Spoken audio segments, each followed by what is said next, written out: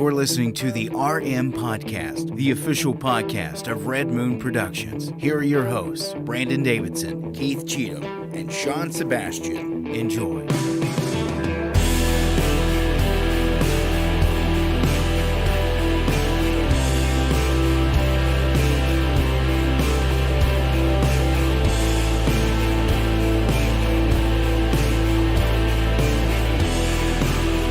Hello and welcome to another episode of the Red Moon Podcast. Coming to you live right here on Tuesday night, every Tuesday night at 9 p.m. Eastern. Our last fallback ever this coming weekend and standard time from then on out. That's right. Never again will we have to change those clocks. I am one of your hosts, Brandon Davidson, alongside our normal new host, Sean Sebastian. and he is not with us this week. Mr. Keith Cheatham is not here, and unfortunately, we have some somber news to start out with. On a serious note, I know we typically joke when one of us is missing from the show that the Indians have come and slain one of us. Mm-hmm. Oh, the Commanders, I should say now, since they changed their name. That's right. The Commanders usually come and take one of us. But no, we do have some sad news. Just want to say a family emergency that Keith could not be here with us this evening.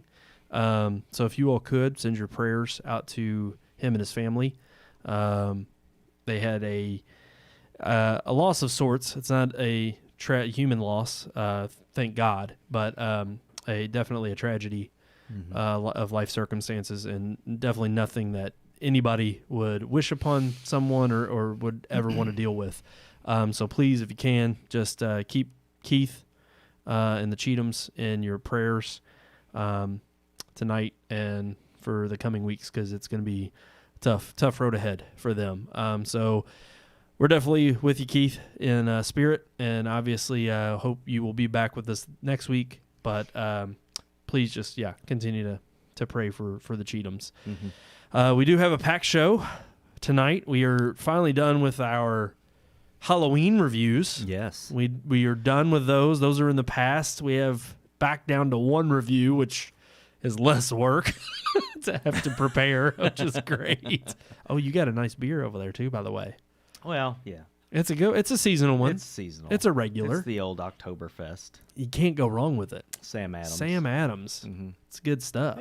Yeah, look at that. Oh, just beautiful. Crisp. It really is. Sam Adams Oktoberfest is one of my favorites. Yeah. I wanted I really went looking for the Jacko. Yeah. The pumpkin beer. Yeah. They don't have it. Or they didn't have it at wait. Cox's, so Sam Adams is a Jacko? Sam Adams has a beer called Jacko. I don't think I've had that. And it's a pumpkin beer. Okay. It's like drinking pumpkin pie. It's very good. I don't know if I'd like that. I'm not good. A huge pumpkin It's just spice. got that hint of pumpkin in the back. Okay, maybe. They didn't have it. It's orange, but it's like a light orange, and it's got like a little jack-o'-lantern's face on it. And I think it's called Jacko is what it's Jacko.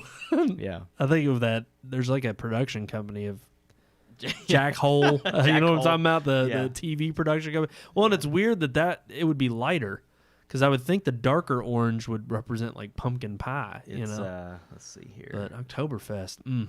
October's come and gone, guys. Jacko Pumpkin Ale. Oh, hold on. Yeah, hold it There up you to go. there you go. Okay. Yeah. I'd be willing to try it. It's very good. Okay. I just couldn't find it, and it's the season, so I'm like, where the heck is it? It's gone. October's over. Halloween's They gone. had all kinds of Oktoberfest there. A different brand Oktoberfest beers, but no Jacko. Everybody has an Oktoberfest. Comes around the season, and The Yingling Oktoberfest I've never tried, and they did have it. I almost got it. I'd be willing to try that one too. Yingling is kind of right up there with Blue Moon for me. Yeah. It's not the best. It's a mass-produced beer, but it's pretty good. It is. It's not terrible. I don't mind it. Yeah. I will say I had a fun Halloween. I hope you had one. I did. Take the kids out. Yeah. Trick-or-treating. Yeah, we did that. We did our neighborhood and the neighborhood across the street. There you go. All that good stuff. Good times. They get lots of candy, rotting their teeth out. Way too much candy. Yeah. We had to like throw away candy from Valentine's Day to make room for the Halloween candy. Oh wait, do you siphon how much candy they can have like throughout the year? Like when they get it on a lump sum, like on a day like Halloween. We have a big candy drawer.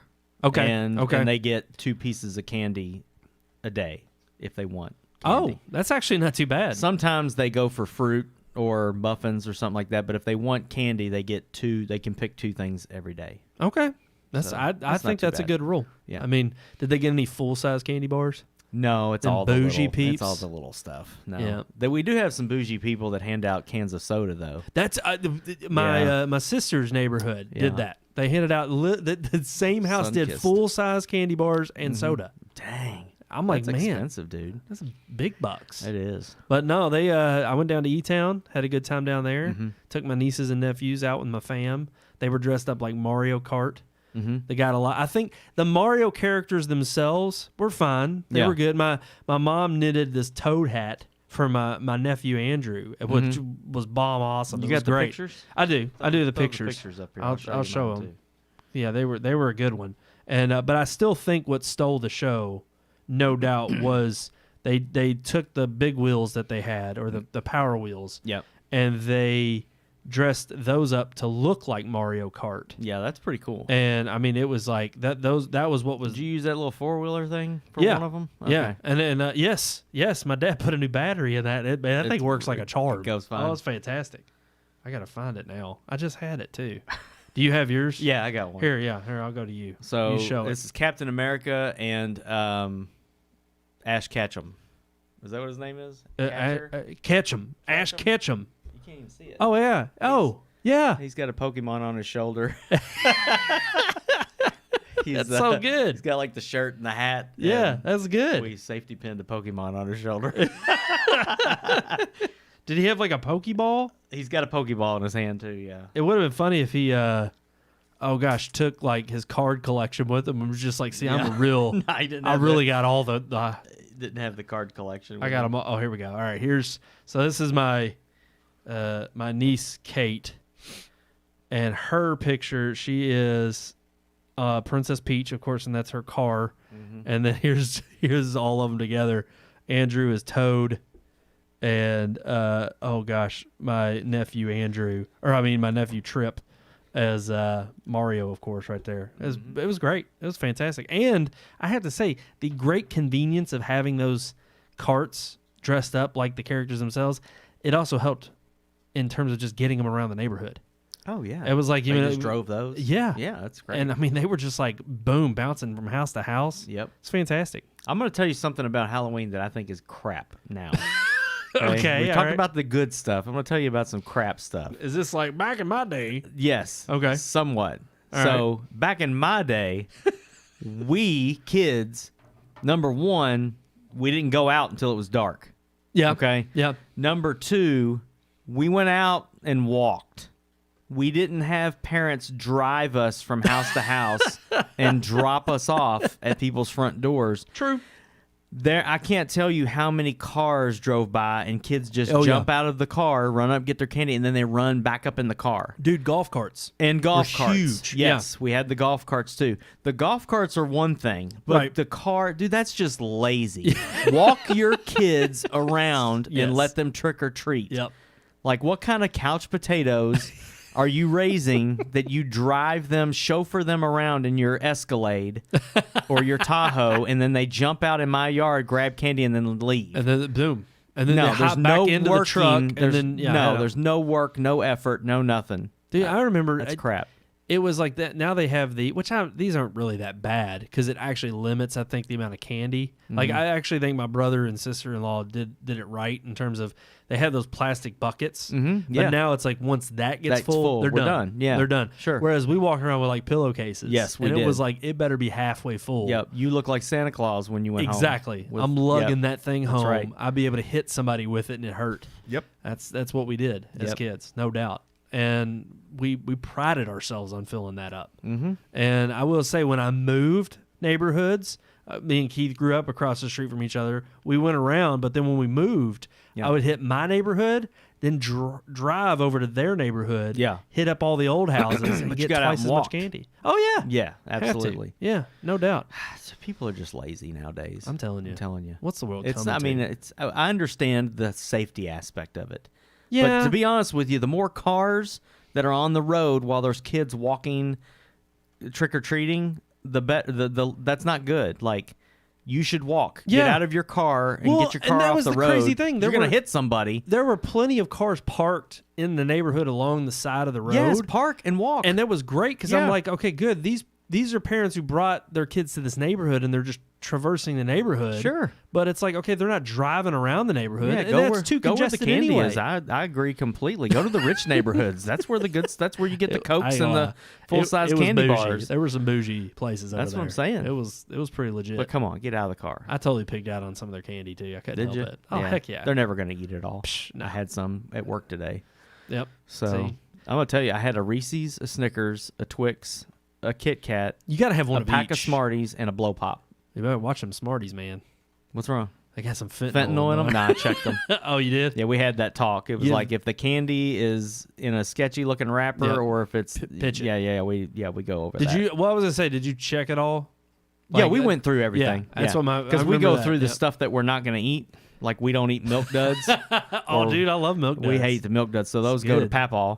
And then there's like lots of different like Tootsie Rolls. Who eats a Tootsie Roll? Yeah, okay, You this like is, Tootsie Rolls? I don't mind them, but they're not for Halloween. No. Like if they're there in a jar or so, or like in a somebody has them out At in a doctor's office? Yeah, I'll grab one. Of course. In a jar at the dentist or something. Like nobody The wants worst, Tootsie Rolls. Yeah, it's like the worst thing for your teeth. Like, so we're gonna have you pull that filling out right. just so we can give you Yes, a new one. exactly. But no, I would like totally. I would eat like a dozen of them if they're free, sitting there. Oh, no. But if it's Halloween candy, I'm like, give me the good No, stuff. The good stuff. That's right. And like you said, it was like I went and I cherry picked every different type of candy I could get. Yeah. I was like, I mean, if they've got a Snickers peanut butter, Mm-hmm. but there's Reese's. Reese's is better than that. But I Kit Kat, Nestle Crunch. Yeah. Let's have it all. Skittles. So I see good. this one candy bar that shows up every year, only on Halloween, is the freaking Crackle. What's the Crackle? Who buys Crackle? It's the Hershey's Nestle Crunch. That's what it The is. poor man's Nestle Crunch. That's what The Crackle. I do love for Christmas candies. They have the 3-banger, the Hershey's, the Crackle, and the Good Bar. And the Good Bar. You know how they come in the fun size? Yes. And they have them all in those packs. Oh, and Special Dark Hershey's. Special Dark, so good. Okay. But they always have those I for just- like Christmas. The only time I see this little yellow wrapper that says Crackle on it is at Halloween. I'm like, where'd you come up with that? The other one that's I think Dollar is store? kind of faded. It's not as great as a Payday. I'm not a big fan Milky of a Way. Payday. Who wants a Milky Way? Oh, Milky Way's so good. The Midnight Milky Way. That's good. I agree. Ooh, and Yeah. 100 grand, man. 100 grand. Yeah, I never 100 saw grand. one of Nobody those on ever Halloween. gets those anymore. No. They don't. You want to be bougie, get the 100 grand. 100 grand. I don't know. Telling Now you. I'm hungry. I I'm gonna ate go too home much. and eat some of my kids' candy. I ate way too much candy last night. It was bad. I turned into a kid again. But Yeah. that's what it's for. That's, you know, It's true. you As just soon as the kids go to bed, mom and dad that's right. go straight for the candy. Absolutely. Or Eat- uncle. well, whatever. again, like you said, they don't need all of it. No. That's what you're there for. No, I I'm put helping limits them. on them. I don't have limits. I'm an adult. That's the problem. Yeah. Because then I'm like, I gotta go buy them some new candy. I ate it all.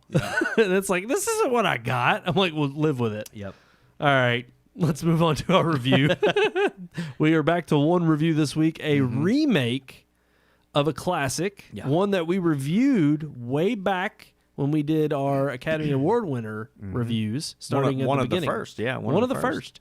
From the 1930s classic All Quiet on the Western Front to now the 22 German-made All Quiet on the Western Front from Netflix. Here is our review.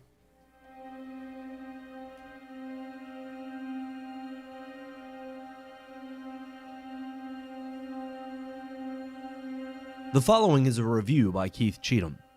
All Quiet on the Western Front, the German novel written by Erich Maria Remarque and published in 1929, is still to this day one of the most acclaimed war novels written, the first of its kind to showcase the actual horrors of war and critiquing blind nationalism. The novel had such an impact it was quickly fast-tracked into a Hollywood film released in 1930, The movie would become the third film in history to win the Academy Award for Best Picture.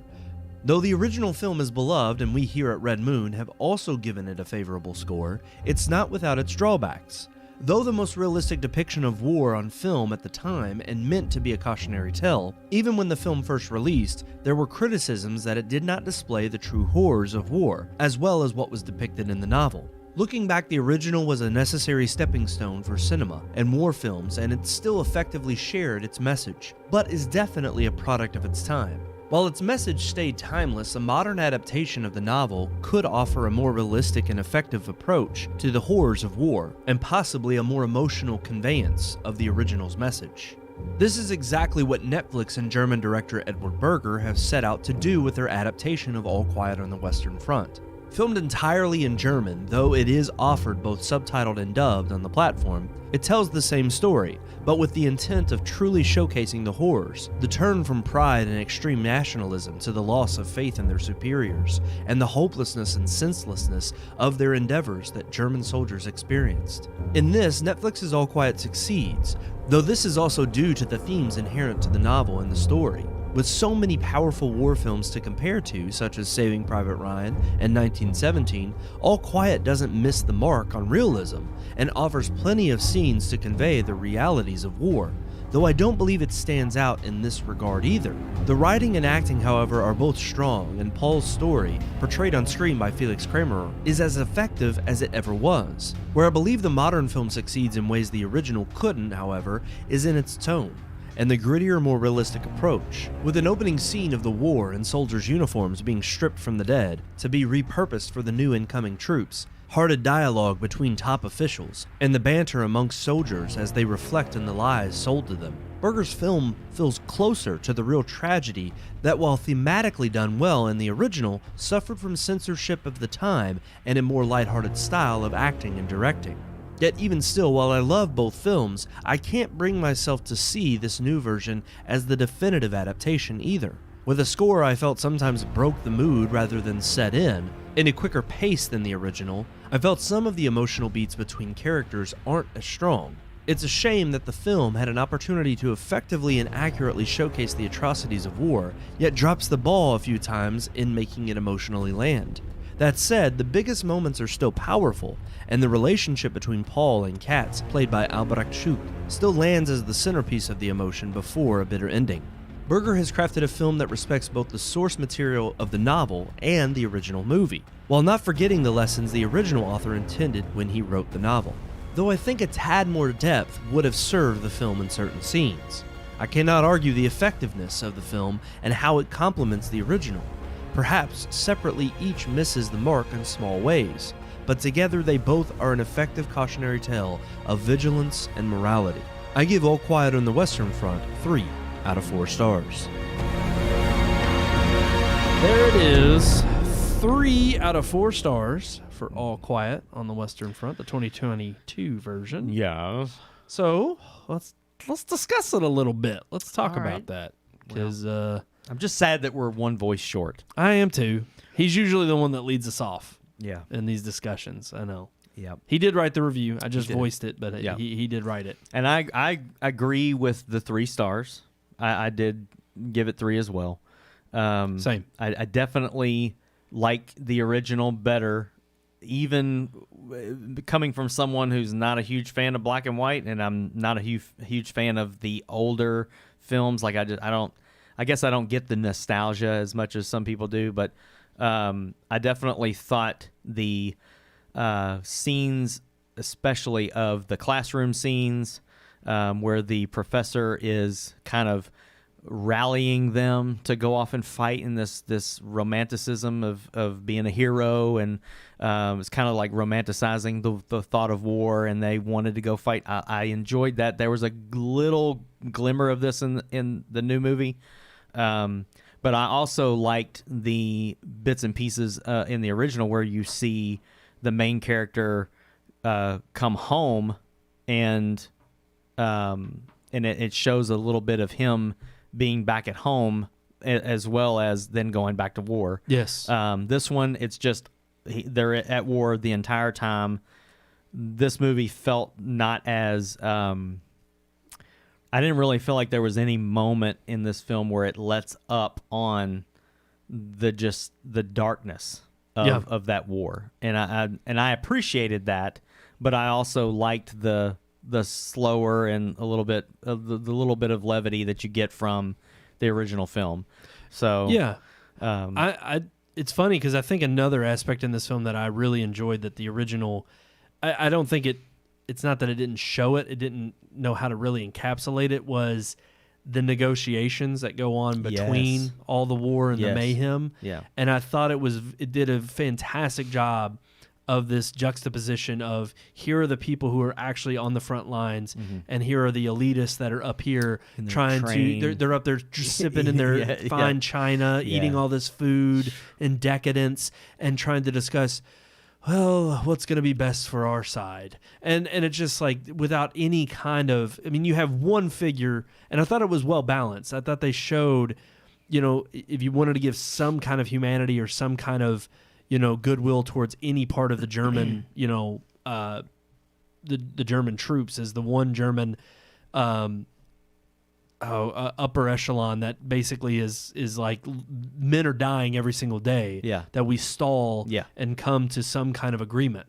We're losing people. We're not only losing resources in terms of finite human lives that we're putting out there, but it's just like the senselessness of doing it when we know that this has to come to an end. Yeah. And then I loved the gristly nature in which the French are sitting here saying, we're not going to act like your hands are washed clean all of a sudden because you want to come to the table and try to negotiate some kind of peace compromise that we all knew, because they were also, in the way that they were relentless in making them surrender, led to ultimately how Germany reacted to what led to World War II and the uprise of Hitler. Yeah. But it's like all of those little things and those nuances I think were very well done in this movie, much more than the original. Yeah. I have not read the source material. Not me neither. I'm really curious to see which one kind of portrayed the book better, simply because if you watch the original 1930s version and then you also watch,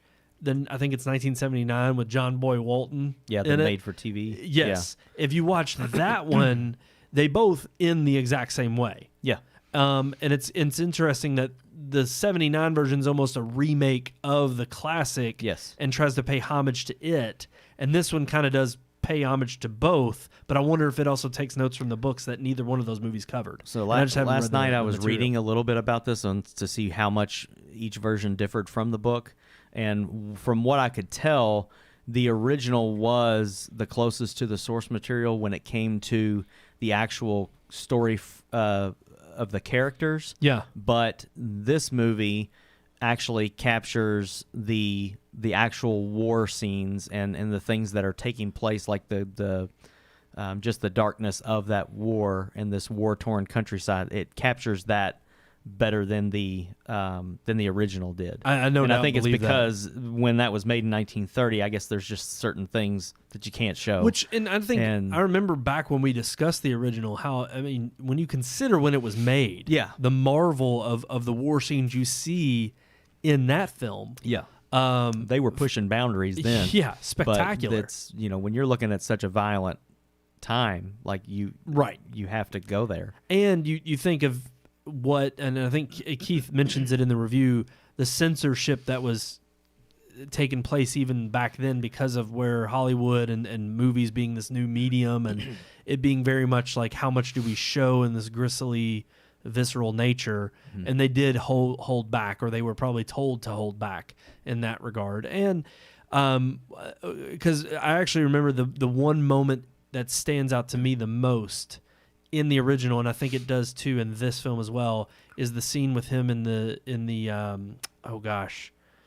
the mortar hole. I don't know what it is, like the crater. The crater. And he ends up having to kill the French soldier.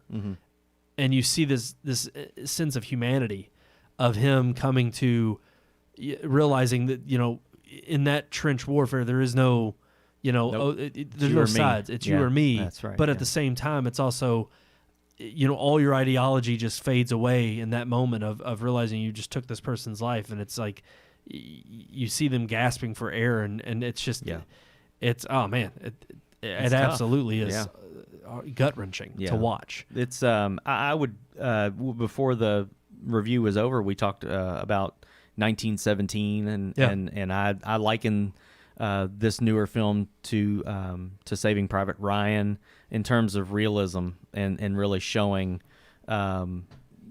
in depth what the things that took place during trench warfare.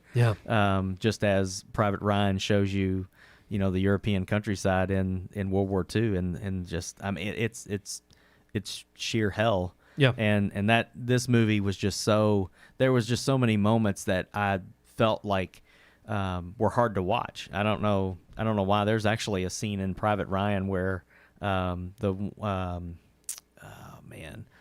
Private Upham is like watching as one of his own comrades is getting stabbed to death. The Jewish guy, I can't think of his name in the movie, but the German soldiers on top of him just slowly pushing the knife into his chest. Yes. And I have to look away. I can't watch it. Yeah. It makes me sick to my stomach. And there were so many moments similar to that in this movie that were so gut-wrenching and real and just terrifying. Yeah. Really, well, I mean, that, and that's one thing I will say is no doubt worth. For one, there is a dubbed version on Netflix. Yeah. Stumbled on that one accidentally, but I was watching it with my parents, and I knew that if I said, "Oh no, we got to watch the German version and subtitled," they would have been like, "No, we're not watching it." Mm-hmm. Which I understand. I get it. Yeah. They just wouldn't, want to. It's definitely, I think, worthwhile to watch the German version. There's actually certain scenes I'm going to go back and rewatch just with the German, dialogue, because of the acting is fantastic, and it really is. Yeah. You take away from some of those emotions when you have this, very. I think they do a decent job, but it's audible. You can tell. You can tell it's dubbed, and obviously the voice doesn't match perfectly with the lips. But there's also certain characters that I think are overemphasizing certain kind of emotions in their voice, because again, there's only so much you can do when you're not acting out the scene. Sure. Yeah. But ultimately, I just think that this was a worthy remake of a classic. For one, because again, the Great War, the war to end all wars as it was deemed at the time, was supposed to be truly something that we have glossed over and we don't really talk about. I mean, sadly, World War II is kind of, because we have such classics like Saving Private Ryan, and because it is constantly something that we are taught and brought up, it's brought up constantly in education when you're growing up. You know much more about it, or even the history of it, and of course, just the heinous actions of Hitler and the Holocaust. But you have to relive through whether 1917 or even a movie like this, that visceral nature of just how, I think, much more grounded and again archaic some of the practices were. Yeah. And that's what made it much worse and much more, again, just brutal and tragic to see that life lost in such a cost. For what I think the movie brilliantly displays as, again, people who have these ideas and ideologies that they are willing to put others' men's lives. I think especially the one particular plot point with the one general who knows the armistice has been settled, it's been signed. Yeah. There is going to be the 11th hour, the 11th day of the 11th month. That is the end of the war. Ceasefire, yeah. And he's got 15 minutes. And he sends this band of troops out there to the trenches to just give an all-out slaughter for this last-ditch effort, not for their honor, but for his own selfishness. Yep. Because he's not out there on the front lines. Yep. And it's just the senseless loss of life for what? For what? Yeah. It's one of the scenes that really got me, and it's kind of along those lines. And you even alluded to it when you were talking about the. When they're negotiating these terms on the train, and you see, I can't think of the guy's name, but he was in Captain America. He was he's in Inglourious Bastards. In Inglourious Bastards, he plays as well. I'm forgetting his name. Yeah, Inglourious Bastards. I'm gonna look him up. But he's one of the ones doing negotiating, and one side says, "Hey, yeah, we'll agree to the ceasefire," and they say, "So the ceasefire will take place in 6 hours." And the look on his face when the guy says 6 hours, Yeah. I thought was amazing. Yep. Because he knows what is going to happen in that 6 hours. That's right. Just 6 hours. Yep. And instead of just saying the ceasefire, we're going to call it now. It's done. It says we're going to do it in 6 hours, and he realizes, God, 6 more hours of this. Yeah. Like he knows the cost. My And mom thought it's the sickening. same thing. Yeah. As soon as that happened, she said, "Why are they not ending it now?" Now, like exactly. It's just that Yeah. urgency of what is the significance of this stupid, poetic meaning 11, 11, 11. Yep. It's like, come on, again, the loss of life in just those 6 hours. Yep. And again, I don't know what kind of dramatization. Sure. Sure. It's but a work it of was fiction. well played in the movie. It for was, sure. Yeah. no doubt. And his name is Daniel Bruhl. He is a German actor. Yeah. Yeah. But he played Frederick Zoller in Inglourious Bastards. Yes, he was But- the guy who got like 100 something kills with a sniper rifle. He's the I forget what they the Jew hunter. The No, it's not that's the- Christoph Waltz. Yeah. But he's the decorated Nazi pretty Yes. much that they Yeah. go to, that they make the film about. Yeah. and he stars in I'm it. pretty sure he was in Civil War though. Yes, he was is. the guy that was trying to get Yep. Hydra Yes. going again or whatever. And I mean, he's a fantastic Yeah. German actor, Yeah. and it plays a fantastic role in this. But no doubt, it's just definitely worth watching, definitely worth seeing. It doesn't quite, I think. It's interesting because as much as I see this as a much more, again, very gritty look at World War I and what it was like to have trench warfare, and that's necessary for telling this story.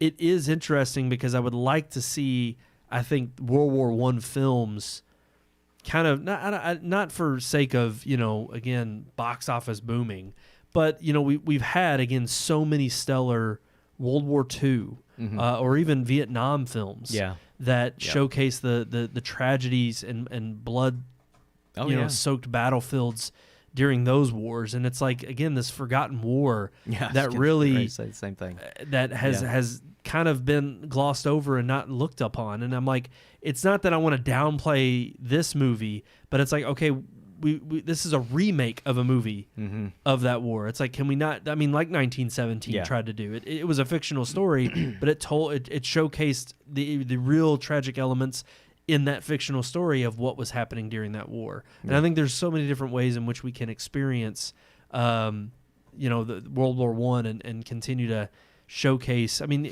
the fact that you talk about early artillery such as machine guns and these guys running across a battlefield not knowing what the hell a machine gun is and just being this barrage of bullets coming at you and not standing a chance. Yeah.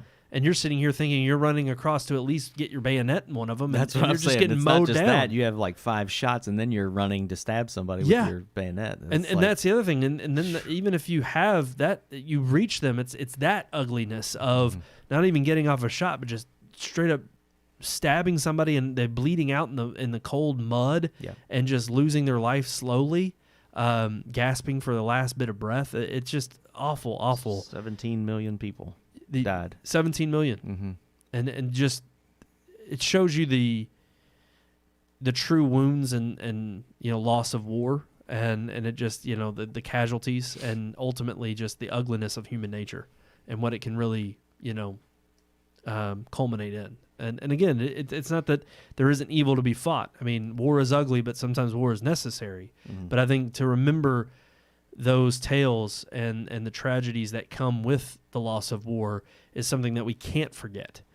So no doubt this movie does that, and it's worth revisiting a tale like this for that purpose. That's kind of how I see it. I see it as a revisiting or a retelling of the same story. It's not so much a remake because it does change a lot of the story elements. True. Even just the scene at the beginning. With the reusing of the uniforms. Yes. And him getting a uniform with the soldier's name on it that he rips off, and it's just like, just a name. Just a name. Yep. Yeah.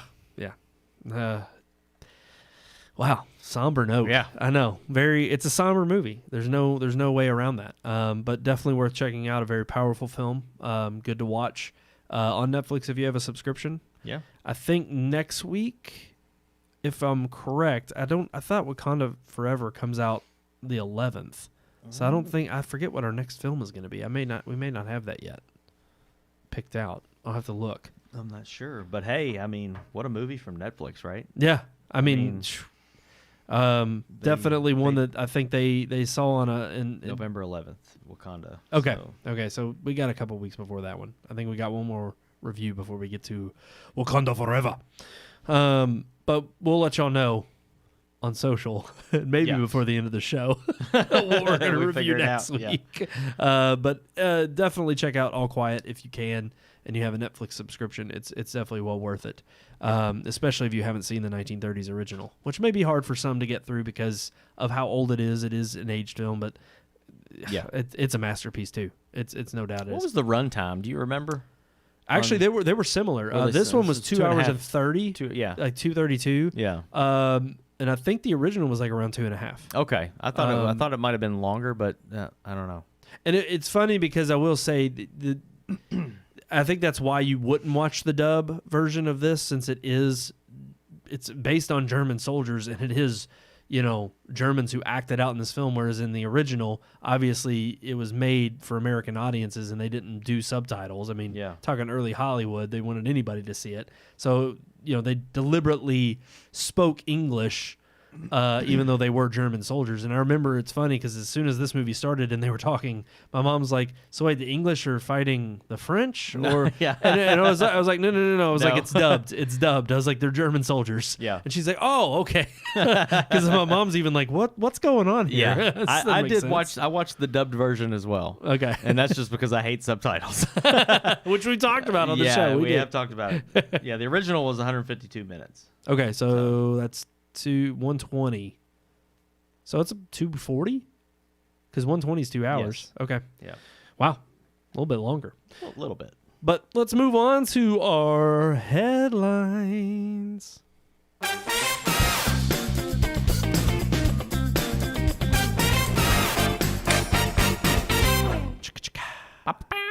Oh, I don't know. Yeah, you got it in though. I got nothing. You got it in. I'm not going to do it because Keith isn't here. Hey, you should do it in honor of Keith. No, for him not being here. No, I can't. That's sacrilegious.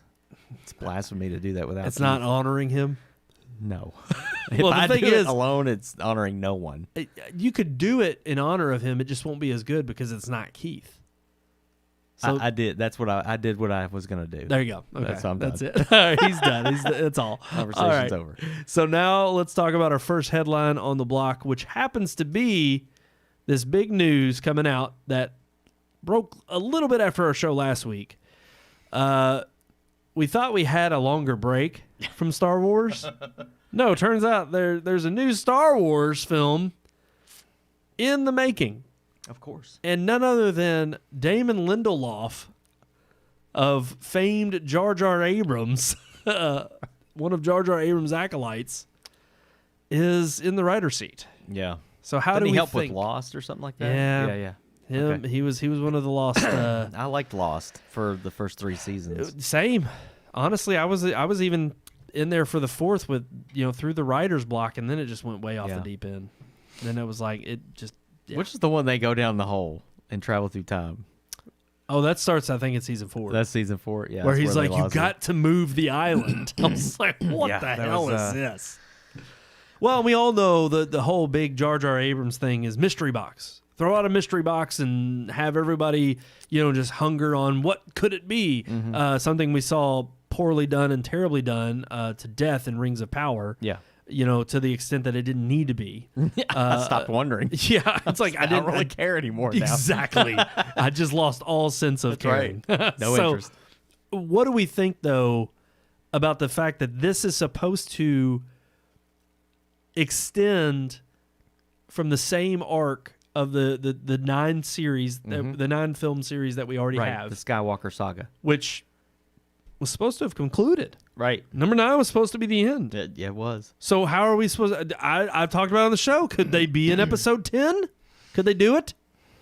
I don't want it.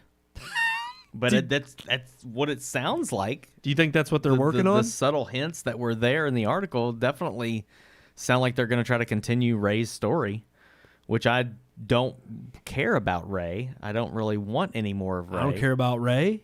I don't care about Finn. I don't care about Poe. See, I like Poe Dameron. But see, I do like him. But here's the thing: I like no character traits. Yeah. There's character traits of all of them I like. None of them have character development. No. They're all literal just flat Just surface stop. characters. Just let it go. Yeah. But then again, I mean, what original has Disney done That's true. in the last decade? None. Nothing. So I don't know if I trust them to do something original with Star Wars. Well, and we were supposed to have, after the failure that was Solo, and then, of course, 9 comes out and it's a debacle in terms of dividing fans and critics. Solo was one of the better movies. It was, but... You talking about the box office? Box office. Oh, okay. It's a box office failure. Yeah. But because I agree. I think Rogue One and Rogue Solo, One and Solo the are in-between great. films were great. Yeah. It was the main entries that were terrible. And we've talked at length on this show before about just the jumbled mess of not having a cohesive vision through that trilogy. Yeah. But is this not, again, a deeper, further problem of, hell, even Kathleen Kennedy, who's in charge of this property, and she still is head, holds the reins. Yeah. And now they've got Damon Lindelof, who's supposedly supposed to be this white knight from Jar Jar Abrams' camp that is going to put the series back on tracks. I just don't know. No. I'm not feeling good about this. No. And it's just funny because if you read in the article, the writer definitely talks about how there's nothing like having a long break from Star Wars opens up the opportunity to start whole like these new stories. Yes. But then at the same time though, I get vibes from the article that they're saying, well, we don't want anything from George Lucas's saga to be in any future Star Wars stories. And so I'm thinking you can't have Star Wars without some elements of the past and without some elements of what we've seen already. You have to have lightsabers. I'm sorry, but the shows that are on that don't have lightsabers suck. The Mandalorian is okay, but it got better when the Darksaber showed up and we start seeing. I'm just saying, like Jedi and lightsabers and all that is Star Wars. Right. I'm sorry, you can't have it. Well, and even when you take that position and that stance, at least you're talking about shows that are side stories.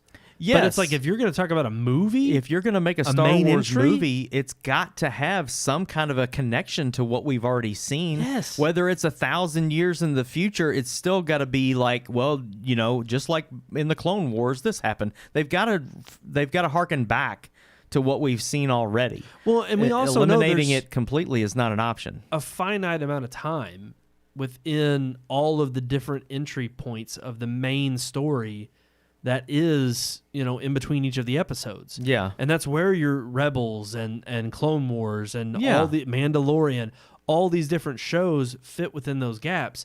But you only have so much to tell. And I think the fatigue we already know is set in with people already saying, okay, Kenobi was fine, but it was kind of more of a grab for nostalgia. Yeah, absolutely. Not a good show. Boba Fett was not well praised. No. The most recent being... I have heard good things about Andor. I've heard that it's slow. Yeah. And most people that I've heard complaints from is that they're like, okay, pick up the pace. Yeah. I don't know if it did. But I've heard if you like Rogue One, then you'll like Andor. Okay. So I don't know. I've only seen the first 2 episodes, and what it were is your slow. thoughts? It is slow. Okay. But again, it's that world that I love, and everything in the show definitely fits the tone of what I've seen so far. Right. So I've enjoyed the first 2 episodes. I wouldn't say they're great, but they're definitely better than Boba Fett and Obi-Wan. Obi-Wan I thought it was terrible. Really? I hated it. Do you think it was just because they got Ewan McGregor? They got him back, but he was a piss poor Obi-Wan. It's like, I get it, he's old, but in A New Hope, he is about to kick the crap out of Darth Vader, and he sacrifices himself. Vader wouldn't have won that fight if Obi-Wan didn't want him to. So I'm just like, that's the Obi-Wan in the show is a washed up old has-been and never really breaks free of that in the show. And I just didn't enjoy it. I'm like, you're going to give me Obi-Wan, you give me one of my favorite characters and make him a pansy. No, I don't want that. Yeah, you can't. That's sacrilege on the characters. That's right. Well, and I think so many have been. That's really what kind of started the controversy with when you talk about 7, 8, and 9. I mean, so many of the different subversion of expectations. First, you had the Mystery Box Galore / New Hope remake with 7. Yep. Ryan Johnson completely just throwing everything out the window in 8, saying, Threw none the of whole that movie out the matters. window. So then it's like, here we are in the third film. It's like, what the hell do you do? How do you conclude this? Yeah. And, I give Retcon credit. the last movie and right. move on. That's exactly it. what they did. Yeah. And granted, I was one of those that walked out pleasantly surprised how they ended it because it retconned what 8 did. Yeah. But at the same time, That was my favorite part about it. Yeah. Was that it took Ryan Johnson's movie and said, piss on this and threw it out the window. That was the best part about episode 9. That's what's been so divisive with fans. Fans have bemoaned number 9 but here's the thing. The reason why is because it really was, there's no way you could have wrapped up that trilogy because it was all in tatters and torn. Mm-hmm. It was terrible. Yeah. And there was no way JJ could have saved it or salvaged it.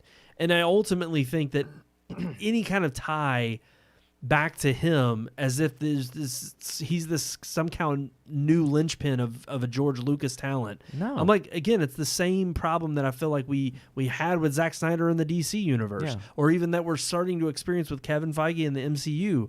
There's a fatigue of, okay, why don't we find some new talent that's untapped, not completely inexperienced? We don't want to go Rings of Power route, where they're all brand new, fresh faces that don't know how to write. That's what you got there. But at least that understand this. I mean, we know Dave Filoni is a huge fan, which is partly why I think so many of the series, like The Mandalorian, have been so successful. And I know he's had his hands in Andor and Obi-Wan and Boba Fett. But even then, there's a point at which you have to say, okay, what's the first phrase that comes on at the beginning of a Star Wars film? What's the first thing that you see? In a galaxy far, far away. In a galaxy far, far away. A long time ago. A long time ago in a galaxy far, far away. Right. Why does it have to be the same galaxy that we've seen episodes 1 through 9?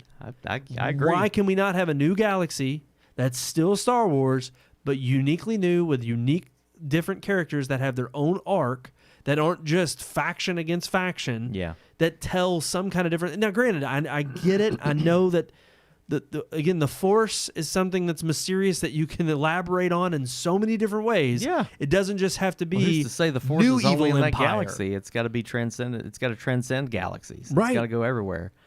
And it doesn't have to be And we need light nunchucks. I want lightsaber nunchucks. If you're not going to do lightsabers, then give me some nunchucks. So different iterations of lightsabers? Yes. That'd be interesting. I'm just saying, it ain't Star Wars without lightsaber shurikens. Yeah.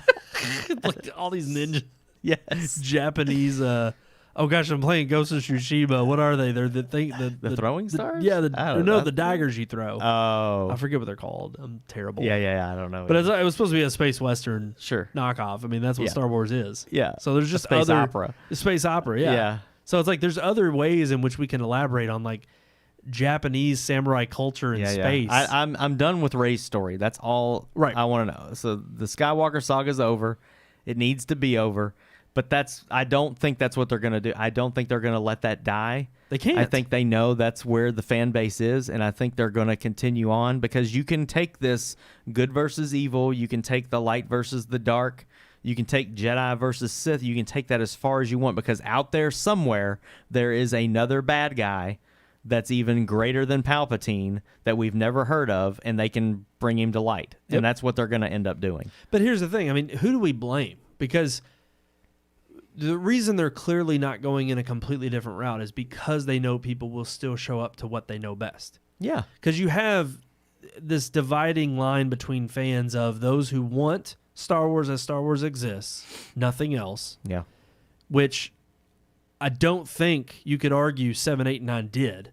I think they changed the formula too much, which is why people, even hardcore fans, don't like it. Yeah, I agree. But then you also still have Disney who's sitting here saying, well, we know they're going to eat up everything we throw at them. Yeah. So All these we're gonna shows and do all the this side because stuff, yeah. people still tune in. So again, who do we place the blame on Disney because they're not taking the risk, or do we place the blame on the fans who are always going to show up to anything Star Wars? Yeah. No, I agree. And the shows are getting me. These side stories are the ones that are making me they're losing me as a fan. Now, that's not to say if they come out with a new movie I'm not going to go see it. But Same. on Disney Plus, all these shows, every time I start one of them, I'm just like, you can make whatever you want in this universe, and that doesn't make it Star Wars. And that's what I'm saying. Boba Fett did not feel like Star Wars. Obi-Wan did not feel like the Star Wars that I've known. Even at times, The Mandalorian has gotten to where it doesn't feel like the Star Wars that I know. So it's like you got all these little side stories and these things on Disney Plus that I don't feel like are working towards keeping fans. I think they're working towards pushing people away.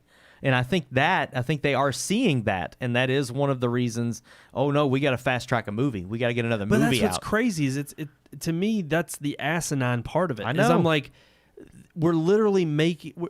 It's like the fans are pushing them to continue to make content so that they keep showing up because they know they got to make money off this property. But then it's going to take them pushing out so much crap or garbage that fans complain about that they finally clean slate and they say, all right, we need to get some fresh talent in here. We need to get a Dave Filoni character who understands source material but will take it in a different direction. Yep. That will willingly say, yeah, let's take this risk and go this route. Because that's my only problem is I think right now, any kind of theatrical release you're going to get, it's not going to be so far removed from the Skywalker saga that you're going to draw in new fans. It's going to pick right back up. It's going to literally try to, and that's what they're banking on. Yep. And they're banking on you're going to have, because here's the thing, you also have loose Star Wars fans who know what Star Wars is, and they're just going for, again, the lightsabers and the star battles, and that's it. Yeah. But they're not showing up for the lore. Like, they don't care about that. If you're going to do lore, if you're going to do all of these side stories, Keith would be the first one to tell us there are probably hundreds of freaking Star Wars books and all these different, they might not be canon, but there's all these different stories of things that are taking place during the main theme that we've never heard of. Make those. How come we can't just like different? I'm gonna get so many people mad at me. Can't do a Star Trek thing here and have different generations of again similar themes. Yeah. But it's like you tell it through different perspectives, and it's like a galaxy far, far away, and it's like, okay, it doesn't have to be the same galaxy. Yeah. We don't have to be in the galaxy where Skywalker existed, or even if you have hints at him existing because people hear of his story, but that's it. That's the only connection, and other than that, it's something that happened over there that didn't connect with these people on that level. Yep. This is different.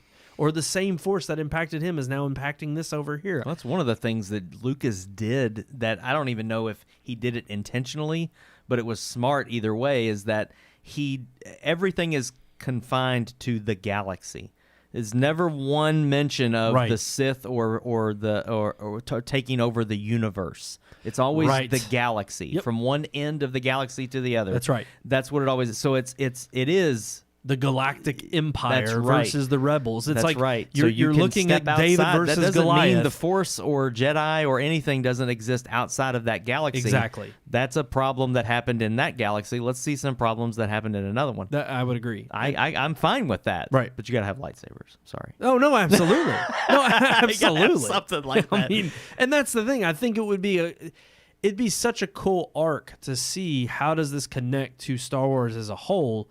But again, it's kind of what we've Scream 5 joked about in the whole rehash reboot remake, and it's like the requel, and I'm like, you need kind of a new jumping off point, because look, that was the end of the Skywalker saga. We don't need any more stories to fill in those gaps. I know people want to return to Luke and Leia, but part of and it did it poorly. I know people are upset, but we can't go back and redo those Luke movies. Luke and Leia are gone. It's gone. So 7, 8, 9 did it.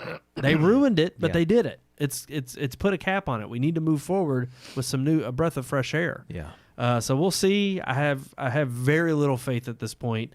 No offense to Damon Lindelof, but I think they're sticking too close to familiar territory and not branching out enough to really give this franchise a new direction. No, that it needs. I agree. I'll tell you, I think they're going to do the same thing with Indiana Jones. I honestly think number 5 is not going to be the last Indiana Jones. No, it's going to be a handing It'll be of the Harrison torch. Ford's last movie, but I think everybody keeps saying, "Oh no, nobody can be him." But Harrison Ford, when Harrison Ford's gone, the character dies, and I don't agree. I think they will pass it and keep that IP going. Well, we know for a fact that that's what Hollywood, especially your juggernauts right now, Disney and Paramount, they're clinging onto any kind of life in these franchises. Yeah. It's The successful franchises. yes. But they're not successful when you run them into the ground. Well, I'm and just again, saying they're clinging to the past success. but we know regardless of who they choose as the next 007, we're going to go see it. So are we partly to blame? I mean, here's the thing, and it could be brilliant and amazing. Yeah. I mean, part of the tragedy of Daniel Craig stepping down is it's like, okay, they have to move on. Yeah. I mean, is it going to, just like we're seeing with the MCU, they're having to pass the torch to someone else. Yeah. But it's just the new band of characters they've got Yeah. aren't so stellar. No. So, I mean, you've got to reinvigorate the life of the franchise, but at the same time, have you ever thought about maybe doing something different? And I know that's hard. Don't get me wrong, and I get it. We've talked about it on the show before.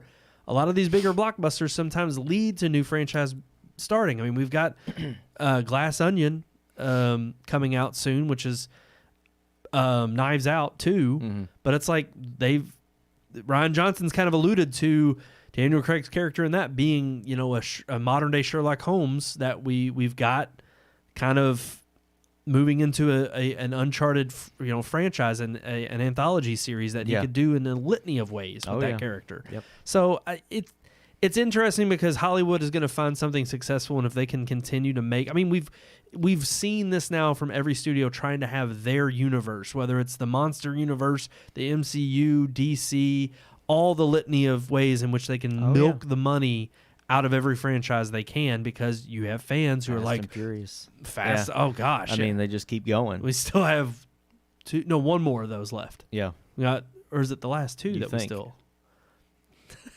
with at least I'm Vin just saying, Diesel. you think? Yeah, with Vin Diesel. And who knows, he probably will still come back for a cameo. Family man. He'll milk it, man. He don't care. He does not care. He's pissed at The Rock because he didn't. He went on to Black Adam. That's right. Alrighty, guys. Let's move on to our next headlines, which happens to be Stallone very touchingly mentioning that he wished he could have been a better father. Yeah, Switching gears a little bit. that is. That's unusual from Hollywood Yeah. Well, to embrace parenthood. I thought very telling that, especially after the career that he's had, Oh, yeah. the rags to riches story he's had. I mean, from getting Rocky made and knowing how it started out on a shoestring budget, and him just, him winning his Golden Globe and talking about, man, Rocky Balboa's been good to me. He's brought me my whole life. But I thought it was very candid for him to sit down with this interview.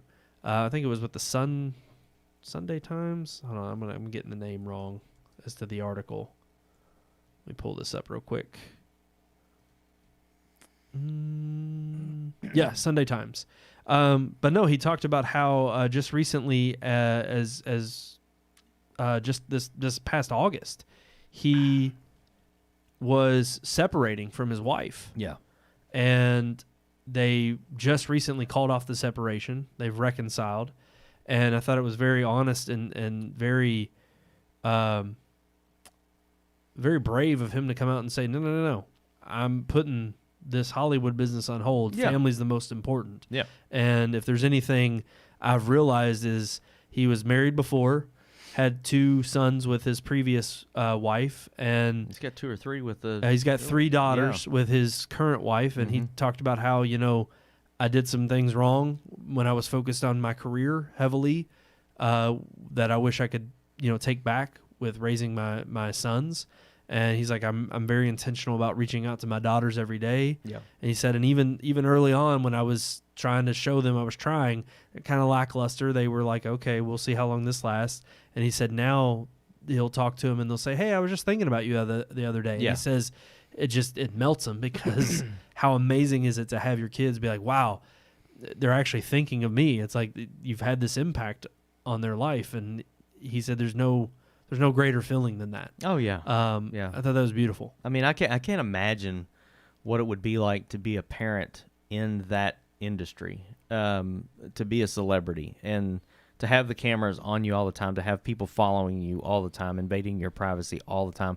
But not only that, to be a workaholic like he was, to be on set all the time, to be continually writing stuff all the time, and even didn't he direct it too? Didn't he? Yeah, directing things all the time. And like the pressure, and think about too, like, just the, and it's really like Rocky and Rambo. Yeah, that's it. Yeah, I mean, he's done a few other things, but just point that out. No joke. Yeah, I mean, he had some those 90s, those 90s action films, Demolition Man, and all that kind of stuff. But yeah, you're right. He's got two main, storylines that he's been invested most of his life into. Yeah. And I mean, I think there's a lot to show for it, but what is there to show for it when you come home and your kids don't know who you are? Right. Or they, have birthday parties that you miss, or they have. I mean, I can't imagine the pressure that you would have as a parent in that line of work, and you don't hear a lot of people talk about it, right? Which I think is the big deal about the article and the interview is that you don't really have a lot of people that ever admit to that either. Yes, exactly. Until it's too late.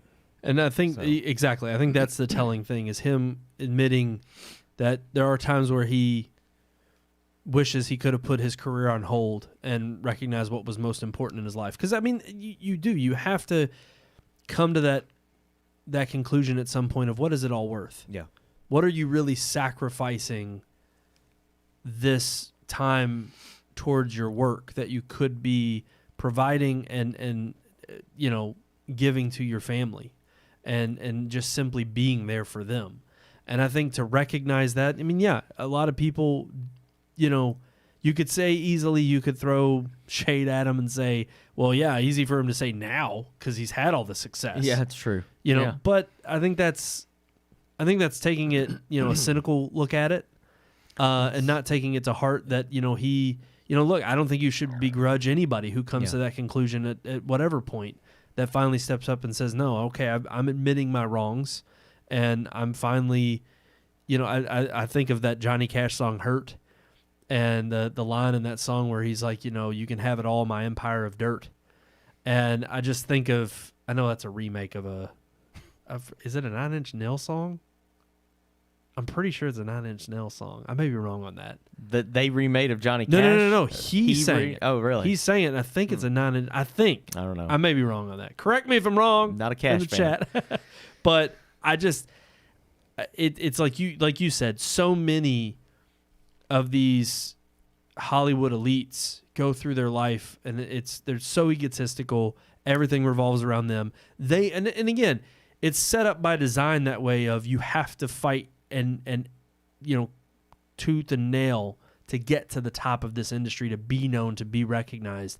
But it really does take a strong person to say, what is it for, and is it worth that? Yeah. And if I have to sacrifice that much, then maybe it's not for me. Maybe it's time to get out of the limelight, or maybe it's time for me to hang it up and say I'm done. Yeah. And look, Stallone probably could have done it years ago, and maybe he would have been a forgotten voice that we wouldn't have heard of even recently. Yeah. That we would have only thought of as a has-been. I don't think there's as many people in Hollywood today as there are like Stallone that actually have a true rags to riches kind of story. No. I think a lot of them have a little bit of riches when they go into it nowadays. And yeah, that's not to say that they don't have to fight tooth and nail in some way. There's competition. Yeah, absolutely. But for someone to be a legitimate self-made man in Hollywood, Stallone has done that. And I think with age too, I think your age has something to do with it. He comes from a time where you admit your wrongs and you do try to reconcile and you do apologize and you do forgive and you accept forgiveness. Yes. And I think that is part of it too. I think there's a lot of younger people today that don't have that in their mind at all. Well, I like what he mentioned, and it, not to get political, but he mentions in the article, he says, I didn't know what a Democrat or a Republican was until I was 30. Yeah, I thought that was crazy that he said wrapping a flag around himself in Rocky would cause such a problem. And I'm like, exactly. Right. Where who would have ever thought that? I mean, No. that would have been a proud moment. But the fact that it causes controversy, and you have, I think, such political polarization coming from Hollywood these days, where, okay, yeah, there's a competitive element regardless of whatever industry you're in, but it's almost like you hear the same garbled mess coming from Hollywood. I mean, think of Jennifer Lawrence. How many times on the show we've trashed? I can't stand her. But it's like, you think of where she started as a young actress. Yeah. From Homegirl, Kentucky, and that's what people fell in love with her for. And then all of these years There's rich spending people in Kentucky too. Well, I'm just saying they don't walk around barefoot like I do. She didn't grow up in Winter's Bone. She grew up. That's true. In the that's nice true. part of Kentucky. She didn't grow up in no holler. No, that's right. Out there in Eastern Kentucky, she has all her teeth. Okay, That's right. Her skin ain't blue. But no, I think of someone like that who literally completely did a 180 from her roots to just being a mouthpiece for whatever Hollywood elites are pushing. Yeah. And just knowing that as long as you speak the same plateaus that they do, you're going to get ahead. That's how you get ahead and I mean, think about all this Harvey Weinstein mess. I mean, you talk about the people who didn't say a Take word. Your clothes off from somebody, you'll get ahead Yeah, too. and they knew. Yeah, I know. They knew for years, and they said nothing because it was how you do business. Yeah. So how do we look for these people to have any kind of morality? You look at individuals like Stallone who at least are willing to admit their faults, to at least come up from the depths and say, look, I was wrong. I wish I would have done things this way. That takes real, I think, humility to stand up and say that. Yeah, guts. And that's absolutely that. I mean, that's what Rocky, his character, is all about. Right, yeah. And if there's anything that I think is why you can take a message like that film and know that it's not just browbeating. It truly is what I think comes from the heart from Stallone. I think that's why that movie and so many movies we point to from smaller independent artists that do stand above the fray. I mean, you don't really see that anymore, sadly. Now it's catering to a certain perspective or message, and only those get highlighted because you're, again, beating the drum they want you to beat. It's not this... I mean, it's even sad to look at someone like a Matt Damon and Ben Affleck coming from Good Will Hunting and a rise to stardom they had. And you look at a Good Will Hunting story, and it's like, that was the beauty of it. Is it a rags to riches story or this unknown talent that you harness and you shape, but you need some good discipline along the way? And it used to be these kind of moral messages you would get in Hollywood that you just don't find anymore, unfortunately. Do you think there's members of Hollywood right now that are maybe in the same boat that will hear some of the comments that he made and say, well, look at this, there's a member of the old guard, throwing out some wisdom, and maybe I should listen to it? Or do you think it'll fall on a lot more deaf ears? I mean, I hope.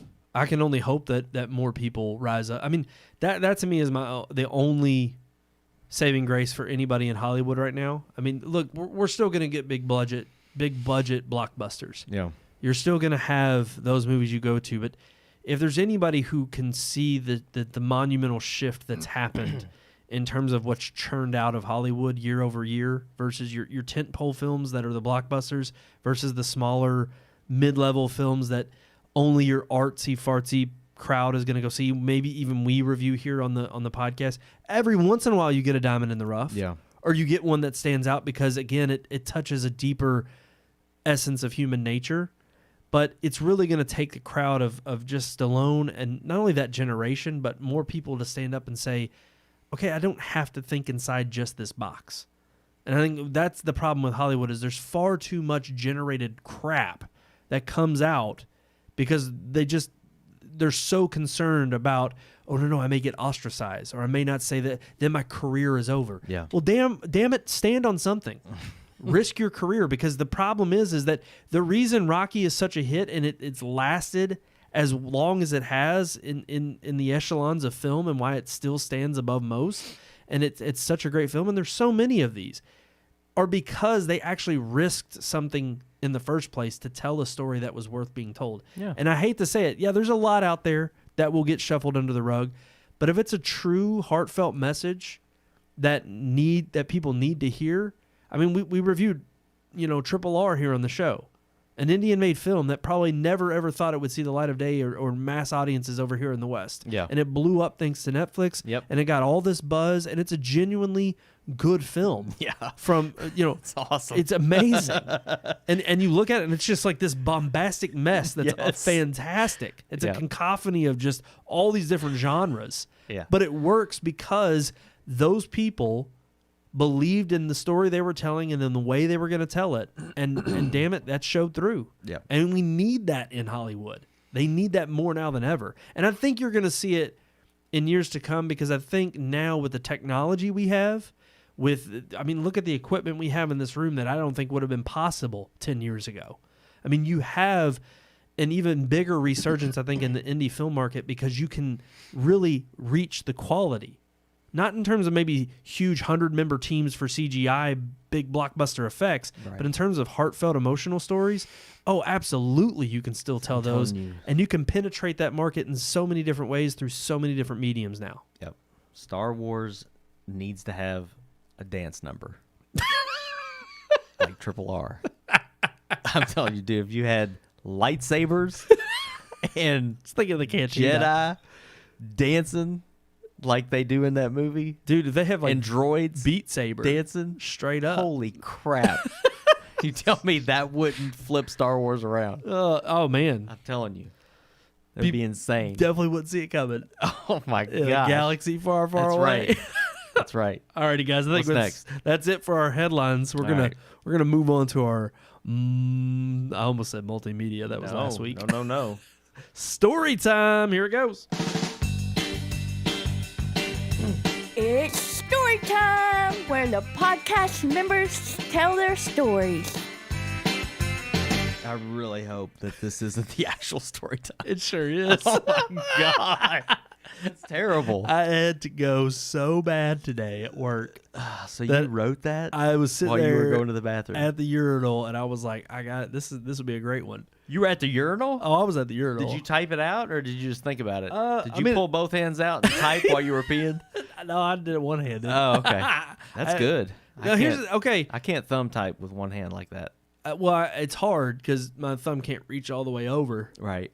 but I try. Okay. And sometimes I have to I get it out of my head, Yeah. but it's all a garbled mess, and I gotta go back and spell check. So I gotta correct it. All right. But first off, So- do you think it's gross typing at the urinal on your phone? Yes. Do you do it? No. You don't? No, I don't get my phone out while I'm. See, other people at work think it's gross too. No, I try no. to hide it when I do it, No. but I do it. Now, I mean, if I get a text and I can see it on my watch, I will read it on my watch. Well, yeah, And but every now and then, if there's nobody in the bathroom, I'll hit reply and I'll talk into the watch. at the And I'll- urinal. Yeah, at the urinal. Oh, you're sneaky So about if it. somebody walks in on me and I'm going, yeah, that was real funny. I saw that last night. Then And he's like, man, What? What'd you see on your penis? right. So it's like this guy's talking to his ding dong. It's like, Like, no, don't worry, no, we're close. no. When It's all I'm at good. when I'm at the urinal, it's pretty. It takes a lot of focus for me to piss at a urinal. I'm just Why? telling me, I am bladder shy when it comes to peeing at a urinal. It takes me. I gotta stare at something. If there's other people in the bathroom, it's over. I can't go.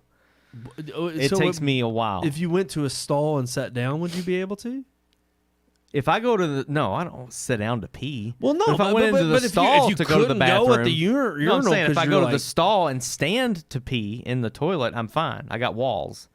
it's the exposure. It's It's the I don't feeling need. of I don't want an exposure. audience. It's an audience thing. You can't perform. No. in front of an audience. That's right. Could not be a porn star. Okay, could not No. be Dirk Diggler. That's right. Okay. No.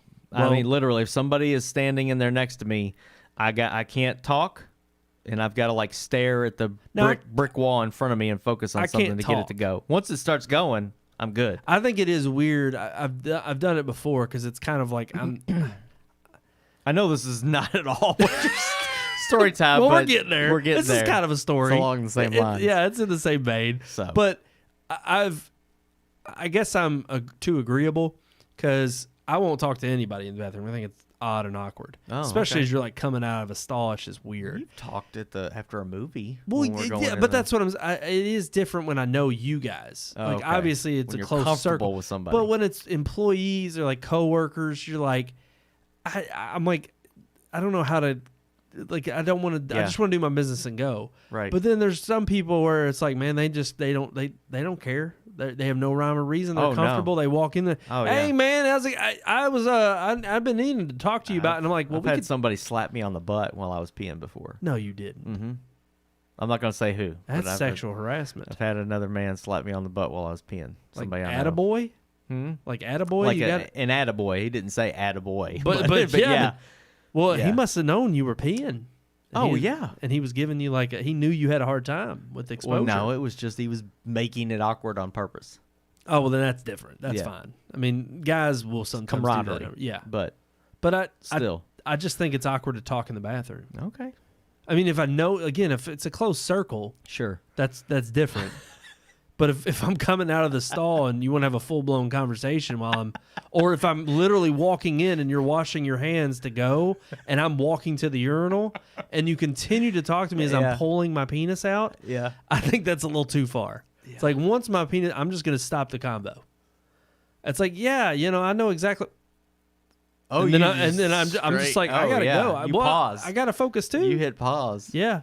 I'm like, I don't want to carry this on while I'm peeing Nice, and talking to okay. you with it in my hand. I don't want to do that. Next time you pause, I'll know that's why. It's like it's going. I'll be like, okay, I gotta stop talking. But there are times too where I'm like, maybe I'm too agreeable and I'll continue the conversation. So has there ever been a time that you had to go so bad and you didn't make it? That's our story time. So you're going yes. flat. You're not saying Pee you had or to go. poo? You had to go so bad you almost didn't make it. You said Didn't you make it. didn't make it. Yeah, I'm going with that one. There is one time. It was not when I was older. It was when I was younger. Okay. So What does that have to do with it? I just because I You pointed that out. I didn't want really quick. I didn't want people to think this was a recent thing that happened. Like I didn't crap my pants yesterday. I've had streaks before. I thought, man, I better go back here and wipe better. Yeah. I've definitely had that. I farted on my way to work once and it wasn't a fart, and I had to turn You around. bet on it and lost. Huh? That's right. You turned around? Yeah, I had to turn around and go home and get a change of pants. Oh, it was real It was bad. bad. It was man. bad enough that I wasn't going to work. Was it gonna be bad enough that I was it would've- late. It would have dried. It would have stained, or Oh man, no. like it would have smelled. No, this was water, dude. This was a wet one.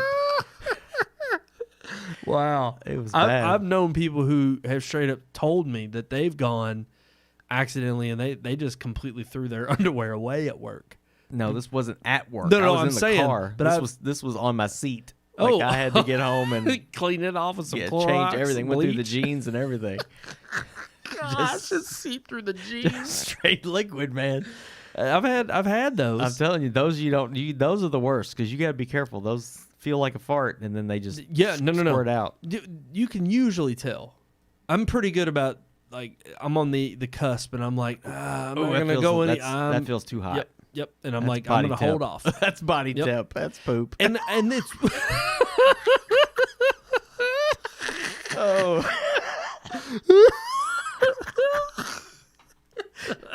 Oh God. but no, I've had it to where I will say no. More than likely, my body it's kind of amazing. It's like I'll be out somewhere and you can feel it, but you're on your way home, yeah. and it's always that feeling of you're oh man about As to. soon as you get home. But as soon as you get, and you think you're not going to make it. That's right, Like to yeah. the point I'm Oh, jumbling my keys, Yes. fumbling them, and I'm like, it's like I can't find the Kicking right the one. dog. Oh It's my like, god! get And out of the way. Yeah, it's like move, and then Yeah. I'm tripping over the garbage can, and I can't get in the bathroom, and then it's Yeah. like, but as soon as I sit down, boom, relief. explosion. And it's like, and you swear to yourself, you're like, man, if I would have 2 wayed seconds 2 more. seconds, I would have Yeah. made it. I would Yeah. not have made No, my it. body knows when I'm home. Right. But again, sometimes you think you got a fart and Yeah. it ain't a fart. Well, when you get older, it gets harder. It just You bet on things and I wasn't gonna gamble. I wasn't gonna blame it on my age. 'Cause I don't know, man. Colon just don't act the same way as I it don't used know. to. Same way with eating stuff. It just don't react the same I way. got good muscles right there. It's pretty Hey. tight. I mean, So- I guess age could help too. You've been practicing all your life. You know? I do Kegels. Working it out. But no, the time that I bet on it, Ooh. or not bet on it, but I tried to make it and I lost. I was like, I think I was first, second grade. Oh, you're going back And to when I'm you were back. a child. I remember Come this. on, I'm not going to blame a child. Well, but still. In your adult life, you pooped your pants. No. Not once. No. Not peed either. No. I'm not. Well, I don't think I've ever peed. No. Well, I've maybe. I'm trying to think of like, but it wouldn't have been like a full on pee. But I've definitely probably drank too much water before going to bed, and there's been times where I've woken up in the middle of like, oh my gosh, I'm about to go, and I'm about to just wet all over the sheets, and I got to rush to the bathroom. Okay. I still haven't wet the bed since I was like probably I don't know. Yeah. I haven't wet the bed. I But think number 2 is a lot easier to mess up than the number 1. yeah, well, and that was the thing. Like I was so young, I was running off the bus, and I was going. What about you, Derpy? Who's Derpy on YouTube. What does Derpy think? Is he listening to this right now? He's on. our listener from our that was commenting last time. Well, hey, what do you have you ever crapped your pants, Derpy? You ever pooped or peed in your pants accidentally? A time No shame. No shame. Just tell us. Throw it out there. Throw man. it out there. We're getting real on this show. That's right. This is story time. It's what happens on story time. Now, if it happened and you were 30, maybe just hold that one. What's that got to do with anything? That was just like 2 years ago. I'm not saying that bad about it. But like look, 6 o'clock in the morning, man. I thought I crap had to fart. happens. It wasn't a fart. I was tired. no, I mean, look, I've had little stray ones at work. Okay. But no, okay, I'm going to finish the story. Define I'm gonna finish that. it. Like, you're just at work and you get a little bit. It's the time when I feel like you rush to the bathroom Yeah. because you're like, oh, I got to go. What's happening? Pull down your pants, you're on the toilet, and then you look down, and it's like you got a little streak. Got a little streak in your underwear, and you're like, man, I didn't make it all the way. Okay. Like that. That's So happened. you had like the... but never full on blown. It was like, poking out and your underwear rubbed it. Yeah. That kind of thing. Yeah, exactly. Okay, Yeah, okay. a little prairie dog coming Well, out. That's right. Now imagine that just being water, like diarrhea. See, that's worse because that's then the same. That's what happened to right, me. right. So And I've definitely had like swamp butt where I mean, I ain't talking After about I I've wasn't gone- sitting in a pool of crap here. I'm talking about it was enough that I needed to change real Yeah. quick. yeah. Yeah. No, well, you had the well, and if I And was I was 5 minutes from home when it happened, so I was see able to turn if around. I was 20 minutes from home, no, if I would have still done it. I'd have got to work, and then I would have stripped the underwear off. Oh, I would have been like, I forgot something at home, and I have to go back. I forgot something. And I had to go My back clean and pants. I forgot my key at home, or I didn't lock the door. I had to go back, and I forgot to. I'm gonna be shit a at little home. late. I gotta go Well, home and do that now. Yeah, if I'm at home, I'm gonna finish the job. Yeah, that'd be rough because you know it's gonna smell. well, that's the thing. That's why I wouldn't be able to do it. If it got through to your pants, it's gonna smell. Well, then, okay, that opens up a bigger question. Should you take a reserve? Should you have a reserve on That's hand a in your tough car? question there. Yeah, you don't. I don't know about that. Women do. I don't know how many people. I know yes, women I know do. women do, But they do because it for the other they reason. do it because they. Yeah, never mind. I'm not gonna say it. Yeah, Yeah, I almost said it. Yeah. I ain't gonna say it. that happens. It makes me sick. I don't like that time of the month. So, but yeah, no, guys don't carry a spare no. underwear. Well, we're kind of like live and let live. If it happens, That's right. you got to deal with it. No. I mean, it sucks. Yeah. But you got to deal with it. If my boss is giving me, no pun intended, crap about it, I'll be honest with her. I'll be like, look, I crap my pants. I I'm poop my going home. pants. Like, that's it. I'm not staying. Sorry. That's right. I'll be back later. It's like I'm coming back. I'll take it off my time card. right. I don't care. That's right. But I gotta change this. You don't want me in here all day That's right. stinking. Yep. That's right. You wouldn't want me in here with COVID. But no, You want me here with poop? I rushed to the front door Yep. when I was a little When you're a kid, kid. and the door was locked. Trying to get inside the house. Oh. Was beating on the door. Was loud music playing, Mm. and I could not hold it. And I just was sitting there. My sister and brother were on the inside, Yep. and I pissed myself right there at the front door. And finally, about maybe 5 minutes went by. The warm sensation turned to a cold sensation really quick. Yeah. And Was it they cold opened the outside? door, and it wasn't. It was actually a nice, like, spring day. Okay. And I remember my sister opening the door, and I rushed in, and I was just like, she actually did really well. She was sitting there. She was in a happy mood, and she helped me out. I was a little kid. Yeah. She helped change me, get me into a nice clean pair of underwear, Okay. and everything was good from then on. But that was a time where I almost, where I didn't make it. I didn't make it. Yeah. I peed myself. But No poop? No poop story. I've never, thankfully, I've had a time. Nah, see, but I actually made that. I made it, but I was staying over at Keith's house, believe it or not. Yeah. This is stupid. You do not do this. You will wreck your colon. Okay, you will wreck it. What did you do? I was so embarrassed of pooping at other people's houses when I was younger that I did not go at other people's houses. I waited till I got home, which wasn't typically a problem if you were only staying the night, like one night. Yeah. But in the summertime, because Keith lived right across the street, You'd be over there. we were best friends. I stayed over there probably 3 nights sometimes. Mm-hmm. And I remember holding my poop in for like 3 days. When I told my mom this was, she was like, what'd you do that for? Like, she gets mad at me about it. I'm like, I'm a kid. I didn't know, and it hurt. It did hurt. Yeah. And I remember it was Vacation Bible School at Valley Station. Yeah. And I remember we were outside playing kickball or something.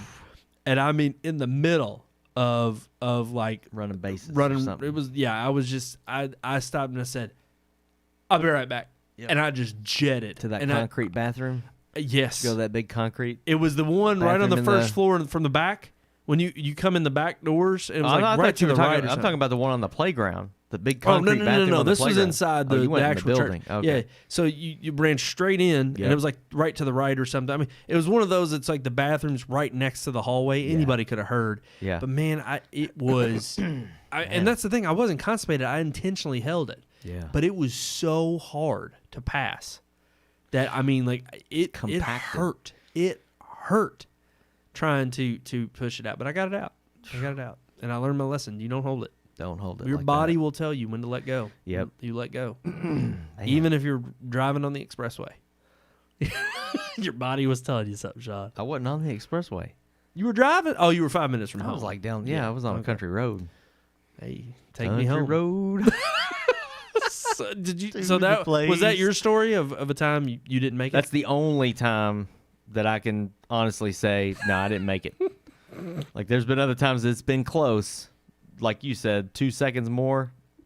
Yep. Been on the walls. Yep. But yeah, that one time it was just like, ooh, no, that's not. It was like immediate. I was probably singing WJIE. Or something would have happened. Not probably good. saving Stephen Curtis Chapman. And then it was just water. Wasn't nothing there. Just water. That's it. You can't hold water in. Oh, yeah, I know. You can't. You can't hold water in. You can't boy. hold that in. Nope. That's it. Alrighty, guys. I think that's going to do it for this episode. Keith missed a good story time. He did. I'm sure he's definitely has to have one. We'll have to get him to maybe tell it on next week's show. Yeah. Maybe he'll do that. What's next week's segment? Next week's segment is relationships.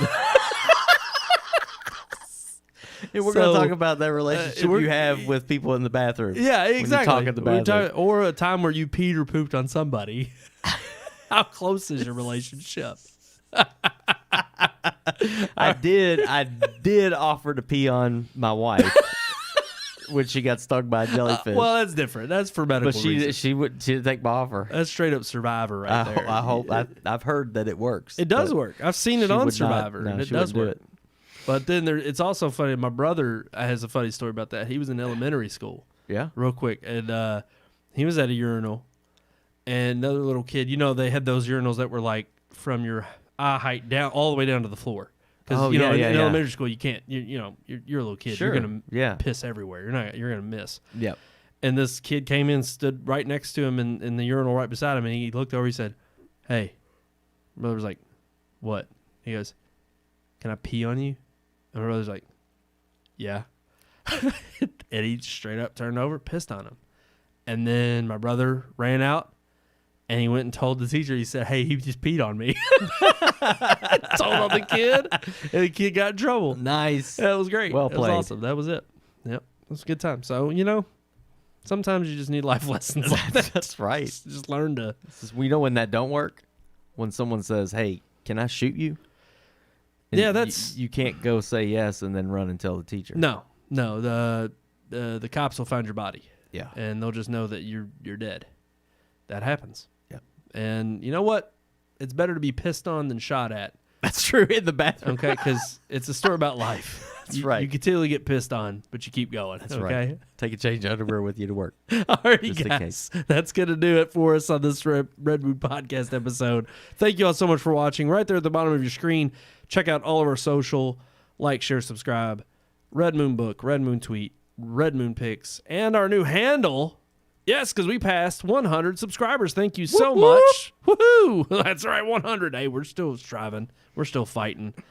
Itching our way to the top. What's that new handle? Red Moon you say? Productions. Okay. YouTube.com/@Red Moon Productions. Ooh. Simple as that, guys. That's right easy. there. Or just search for us. We're like the top pick. Go for us there. Right there. Alrighty, guys. Thank you all so much for tuning in. Hopefully Keith is back with us next week. We can't wait to review our next movie, whatever that it one is. movie, yeah. We're going to figure it out and post it on social and let you know. But until next time, I'm one of your hosts, Brandon Davidson, alongside our normal new host, Sean Sebastian. I got to go.